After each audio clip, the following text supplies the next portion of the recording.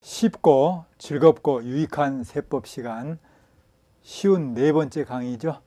자, 이번 시간에도 지난 시간에 이어서 양도로 보지 아니하는 사항, 양도로 보지 아니하는 사항 중에서도 상당히 중요한 테마가 되겠습니다.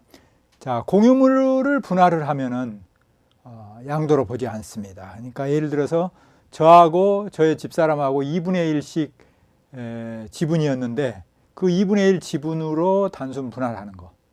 자기 것 자기가 찾아가는 거죠. 그러니까 양도가 아니다.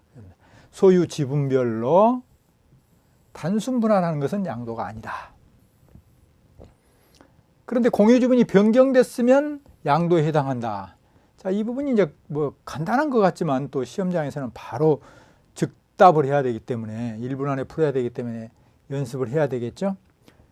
예를 들어서 이렇게 됐을 때 갑이 2분의 1이고요. 원래 을이 2분의 1이었어요. 그런데 갑이 4분의 3으로 바뀌고 을이 4분의 1로 됐다고 이렇게 지분이 변경됐다고 가정해 봅시다. 이렇게 변경됐다고 가정해 봅시다. 그럼 누가 양도일까요? 지분이 갑 지분 2분의 1, 을 지분 2분의 1이에요. 갑이 4분의 3이 되고 을이 4분의 1이 이렇게 됐어요. 그러면은 누가 양도가 되고 누가 취득이 될까요? 그러니까 양도가 누가 될 건가라고 판단이 안 서면 취득을 먼저 해보면 되겠죠. 4분의 3으로 늘어난 거죠, 갑은. 이거는 취득이네. 그죠? 그 을은 2분의 1에서 4분의 1로 줄어들었으니까 양도에 해당하죠. 지분이, 그럼 결국은 양도에 해당하려면 지분 변경은 지분이 뭐 해야 된다? 증가자예요? 지분 감소예요? 지분 감소자. 그죠? 지분이 감소한 사람. 이 사람이 양도에 해당하는 거죠. 그죠? 돈 받고 팔았을 거다.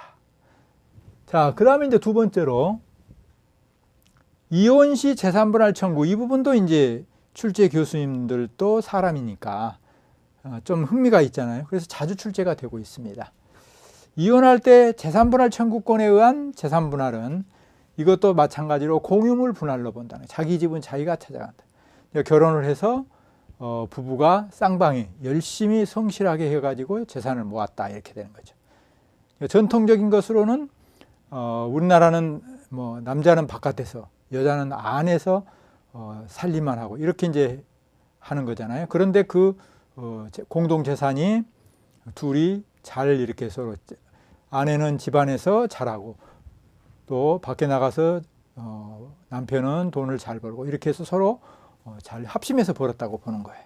그래서 이거를 공유물 분할로 본다는 거예요. 그래서 분할을, 즉 나중에 이혼할 때 재산분할 청구권에 의한 재산분할은 공유물 분할에 자기 것 자기가 찾아가는 거예요. 그래서 양도에 해당되지 않는다라는 사실 꼭 알아놓으시기 바랍니다. 그러면은 이거하고 비교해서 이혼할 때 지난 시간에 뭐 했나요? 이자료로 주는 거.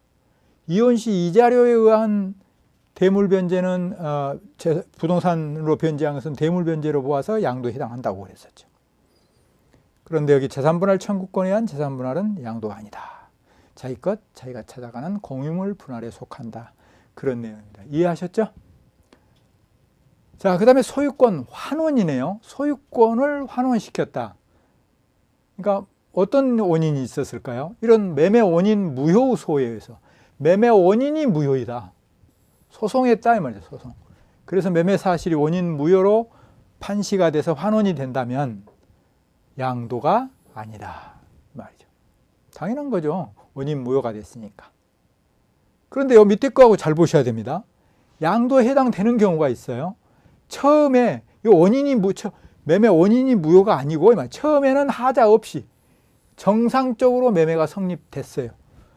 그런데 둘이 당사자가 매도자와 매수자가 합의를 해가지고 말이죠. 계약 해제 원인으로 소유권이 당초 소유자 명으로 환원됐다고 한다면 이거 어떻게 볼 거냐 이 말. 그러니까 갑이 을한테 팔았어요. 정상적으로 매매가 성립돼서 팔았어요. 근데 을이 나중에 갑이 또 보니까 이게 딱 뭐 그 부동산이 사용할 일이 있어서 사용할 가치가 있다고 그럴까요? 반드시 그 부동산을 사용할 가치가 있어서 되샀다 이 말이죠. 되샀다. 그러면은 처음에는 하자 없이 매매가 성립됐잖아요. 그죠? 그 나중에 계약 해제 원인으로 소유권이 당초 소유자 명의로 환원됐다면 이거를 양도로 볼 거냐 말 거냐 애매하겠죠. 그래서 여기는 처음에 원인 무효가 아니기 때문에 이것도 양도요. 즉 상대방은 취득이요. 일방은 양도요. 일방은 취득이겠죠. 그래서 해제 원인으로 소유권이 당초 소유자 명의로 환원됐다 하더라도 이때도 새로운 취득, 새로운 양도가 된다는 거죠. 그죠? 그죠? 따라서 양도에 해당한다. 잘 보셔야 되겠습니다.